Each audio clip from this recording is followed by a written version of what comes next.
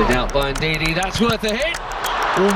বিশ্বকাপের আগে নিজেদের শেষ প্রস্তুতি ম্যাচে জয় পেয়েছে পর্তুগাল। তবে ম্যাচের ফলের চেয়ে বেশি আলোচনা এসেছে জাও ফেলিক্সের একটি বিতর্কিত শট, যা গোল লাইন প্রায় পুরোপুরি অতিক্রম করেও গোল হিসেবে স্বীকৃতি পায়নি। নাইজেরিয়ার বিপক্ষে ম্যাচের দ্বিতীয়ার্ধের শুরুতেই ঘটে ঘটনাটি। 48তম মিনিটে বদলি হিসেবে নামা জাও ফেলিক্স ডিবক্সের বাইরে এক দুর্দান্ত শট নেন। শক্তিশালী সেই শটে নাইজেরিয়ার গোলরক্ষক মাদুকা ওকায়ের কোনো সুযোগই ছিল না। বলটি ক্রসবারের নিচের অংশে আঘাত করে নিচে পড়ে এবং দ্রুত গতিতে গোল লাইনের ভেতরে চলে যায়। এরপর স্পিনের কারণে আবারও মাঠের ভেতরে ফিরে আসে। মুহূর্তের মধ্যে পর্তুগালের খেলোয়াড় ও সমর্থকদের মধ্যে উল্লাস শুরু হলেও রেফারি কোনো গোলের বাঁশি বাজাননি।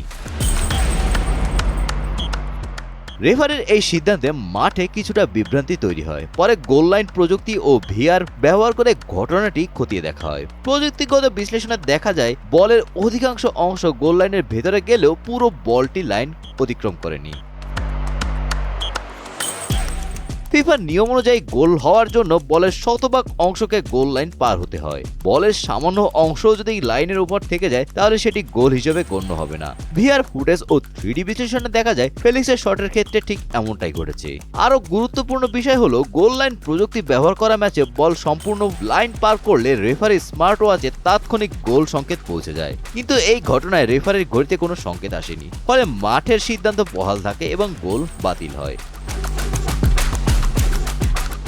ম্যাচে প্রথম গোল করে এগিয়ে যায় পর্তুগাল। 23তম মিনিটে পেদ্রো নেতো দলকে লিড এনে দেয়। তবে 36 মিনিটে আকর অ্যাডামস গোল করে নাইজেরিয়াকে সমতায় ফেরান। পরে ফেলিক্সের বিতর্কিত মুহূর্তের পরও হাল ছাড়েনি পর্তুগাল। 75তম মিনিটে ফ্রান্সিসকো কনসেইসাও দুর্দান্ত এক গোল করে দলের জয় নিশ্চিত করেন।